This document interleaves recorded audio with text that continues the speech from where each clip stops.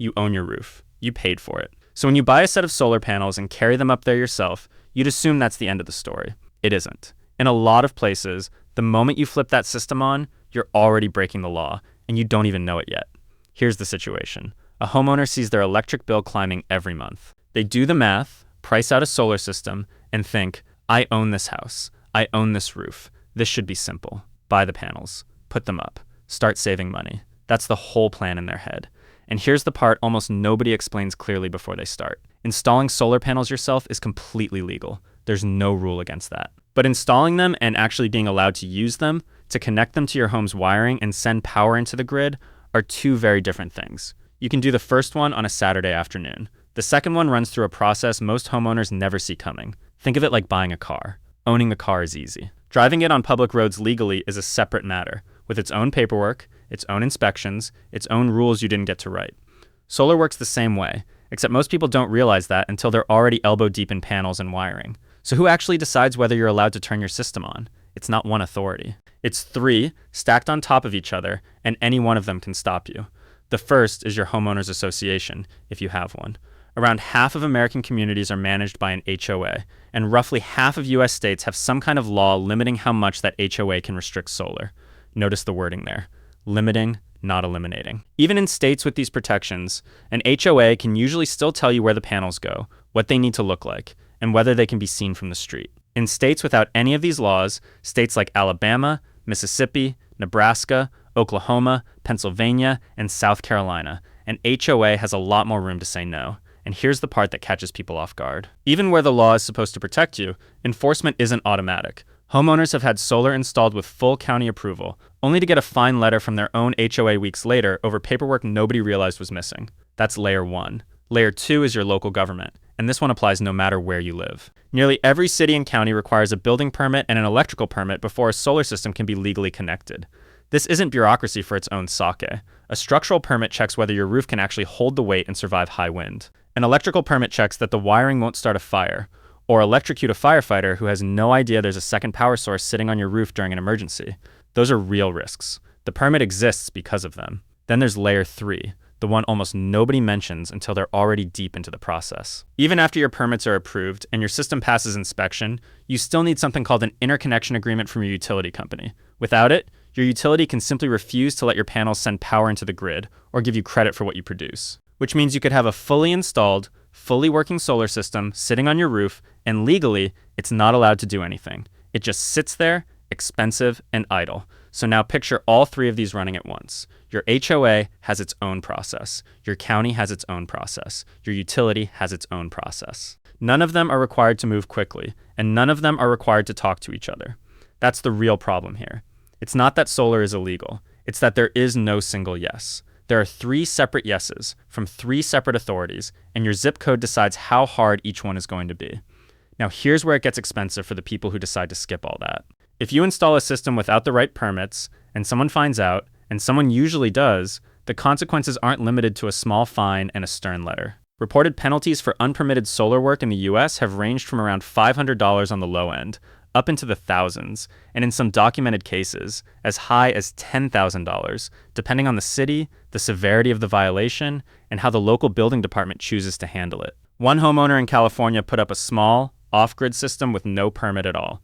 Within 2 weeks, a neighbor's solar installer happened to notice the panels, took a photo, and a code enforcement officer showed up not long after. The fine was $1,000, and the homeowner had to take the whole system down. In another documented case, a system failed a mandatory electrical inspection over unsafe wiring, and the fine was $2,500.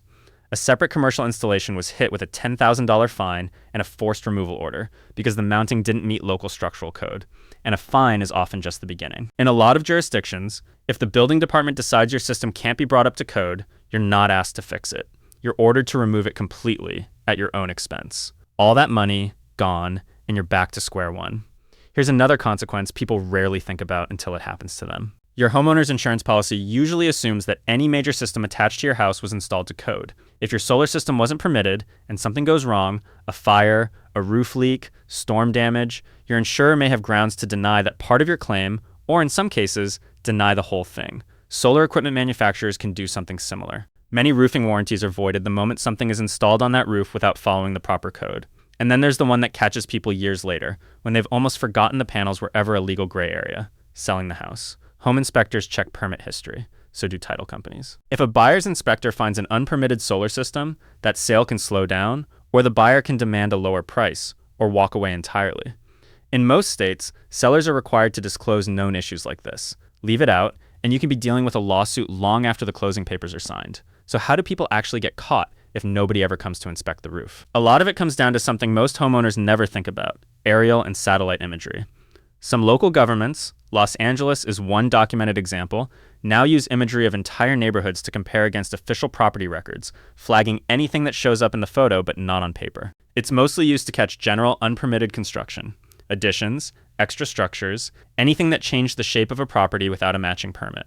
Solar panels just happen to be very easy to spot from above, so they sometimes get swept up in that search, even though the technology, in many places, is actually exempt from property tax altogether.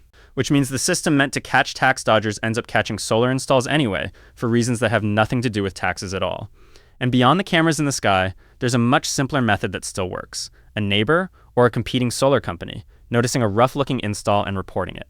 Here's a question worth sitting with for a second. If all of this friction, the permits, the inspections, the waiting, exists to protect homeowners and the public, why does it cost so much and take so long in the first place? The answer isn't some hidden scheme. It's math. Research into solar system costs has found that non-hardware expenses, permitting, inspection, interconnection paperwork, labor for dealing with the utility, and general overhead can make up somewhere around 60% of the total price of a home solar system. Not the panels, not the inverter, the paperwork and the process around them. And that cost doesn't shrink just because your system is small. A modest setup on a modest roof still has to go through the same forms, the same review, the same waiting as a much larger one. The red tape doesn't scale down with the size of the roof. It just sits there, a flat cost, no matter how much or how little power you're trying to generate. There has been real, measurable progress on this front, at least on the government side. A tool called Solar Air PP Now allows instant permit approval in over 270 jurisdictions across more than a dozen states, and it's been shown to cut permitting timelines by close to a third. So the local government layer, the one people usually assume is the slow one, is actually getting faster in a lot of places, which raises an interesting question about where the real bottleneck has been sitting all along. Now here's where the story shifts into something newer and much less settled. Right now, there's a small but growing category of solar that skips almost all of this entirely. It's often called plug-in solar, or balcony solar. One to a few small panels that connect directly into a standard wall outlet. No permit, no utility approval, at least in the handful of places where it's been made legal. Utah was the first state to do this, passing a law in 2025 that treats small systems up to 1,200 watts like an appliance instead of a construction project. Since then, several more states have signed similar laws, some allowing even larger systems than Utah's original limit. Meanwhile, in a long list of other states, bills to allow this same idea have stalled or never been introduced at all. And here's a detail that's easy to miss in the excitement around this idea. Even in states where plug-in solar is now legal, it isn't fully ready in the way a toaster or a washing machine is ready. A dedicated safety standard for these systems was only finalized at the very end of 2025, because plugging a power source into a wall outlet is the exact opposite of how a home's wiring is designed to work. Power is supposed to flow in one direction, into the house. These systems push it the other way, out, which raises real questions about overloaded circuits and utility worker safety that traditional rooftop systems don't have to deal with in the same way. As of early this year, no product had even finished that new certification process yet. So the law moved faster than the safety standard, and the safety standard is moving faster than the products actually on shelves. Compare that to a place like Germany, where balcony solar is no longer a new idea at all. Registered systems there number in the high 900,000s, likely over 1 million once you count the ones nobody bothered to register, producing hundreds of megawatts of power across ordinary apartment balconies. It already works, at real scale, somewhere else in the world. The technology isn't the open question there. The permission, and now the certification, are. So where does that leave someone standing in their own backyard, looking up at their roof? The 3-layer rule, HOA, local government, utility, still applies to any full rooftop system in every part of the country. Skipping it doesn't just risk a fine. It risks your insurance coverage, your warranty, and your ability to sell your home without a headache years down the road. And the smaller, plug-in alternative that's spreading state by state isn't a shortcut around all of that, so much as it is a genuinely new category, one that's still being built out in real time, law by law, standard by standard. None of this makes solar a bad idea. It just means the paperwork is not the boring part you can safely skip. It is the part that quietly decides whether any of this actually works out for you or ends up costing you far more than you expected. Consider the two people standing side by side at the start of this. One of them called an installer, waited the extra weeks for permits and inspection, and now has a system quietly making power in the background of an ordinary life. The other one skipped the wait, and years later is explaining an unpermitted roof to a nervous home buyer or arguing with an insurance adjuster after a storm. Both of them own solar panels. Only one of them actually owns the right to use them without worry. If you'd like to explore some helpful resources on this, you'll find them in the description.